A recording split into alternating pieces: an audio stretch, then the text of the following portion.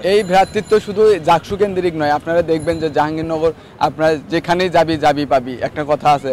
আমরা বাংলাদেশের যে জায়গাতেই যাই জাহাঙ্গীরনগর পাই। জাহাঙ্গীরনগরের 700 একরের ক্যাম্পাস, এখানে যে 21টা হল আমরা ছেলেদের মেয়েদের সবাই আমরা এই জায়গাগুলোতে থাকি। একে অপরে 5 বছর একসাথে থাকার পরে আমাদের যে ইন্টার কানেকশন, এই কানেকশনের ফলে আমাদের ভিতরে একটা ভ্রাতৃত্বের বন্ধন। এটা শুধু আমরা বলি জাহাঙ্গীরনগর আমাদের জন্য দ্বিতীয় আতুরঘর। তো এই আতুরঘর থেকে যখন আমরা যাই বা যখন থাকি, তখন আমাদের ভিতরে একটা সম্প্রীতির বন্ধন এমনিতেই তৈরি হয়ে যায়। আর যার জন্যই আমরা মনে করি যে আমরা যারা একসাথে ছিলাম, একসাথে আসি, একসাথে থাকবো, আমরা ট্যাগিং বা ব্যাশিংয়ের জায়গাতে যাই না। কিন্তু অনলাইনে যারা এটা করতেছে তাদেরকে অপরাধী বলবো। নির্বাচনের ফলাফল যাই হোক, যেহেতু আমরা গণ অভ্যুত্থানের শক্তি সব অংশই তারা, আমরা বলেছি যে আমরা 5 তারিখেই জিতে গিয়েছি। আমরা যারা এখানে এখন আসি প্রার্থী এবং ভোটার, আমরা সবাই ভাই, আমরা সবাই জাহাঙ্গীরনগর। আপনারা জানেন জাহাঙ্গীরনগরে আলাদা একটা সম্প্রীতির বন্ধন আছে।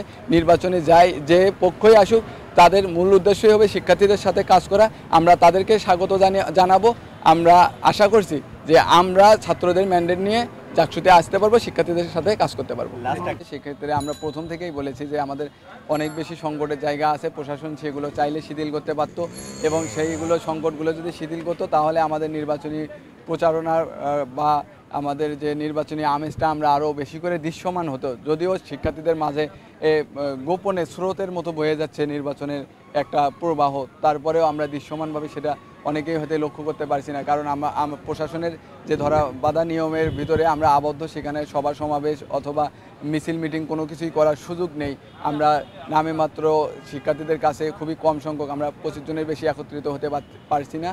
এবং তারপরেও নতুন একটি সংকটের জায়গা তৈরি হয়েছে। আপনারা দেখেছেন যে গতকাল আমাদের একজন ভিপি প্রার্থী, তার প্রার্থিতা বাতিল করা হয়েছে। আমি এখানে প্রশাসনের গাফিলতিকে আঙ্গুল দিয়ে দেখাতে চাই এবং বলতে চাই যে আসলে নির্বাচন কমিশন তারা তাদের কর্তব্যে অবহেলা করেছে। যদি কোনো প্রার্থিতা বাতিল করতেই হয়, তাহলে সেটা আগে হলো না কেন?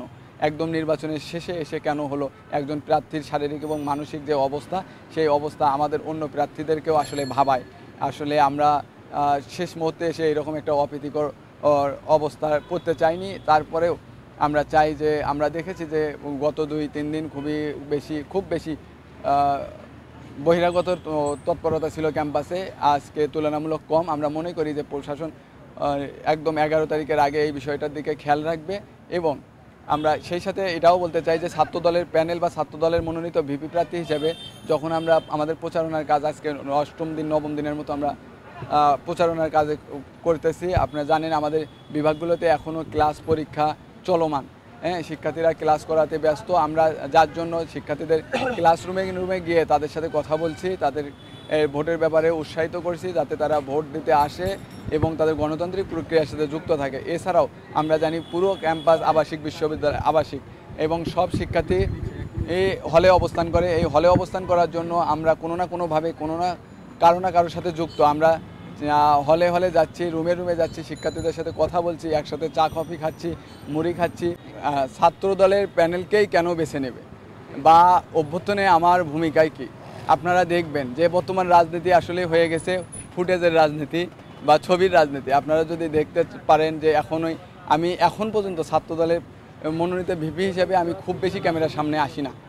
আমি আমার কাজে মনোযোগী, আমি আমার কাজ করে যাচ্ছি সকাল থেকে। আমি যেহেতু আমার কাজই ভোটারদের নিয়ে, শিক্ষার্থীদের নিয়ে, তাদের কাছে যাওয়াটাই আমার মুখ্য।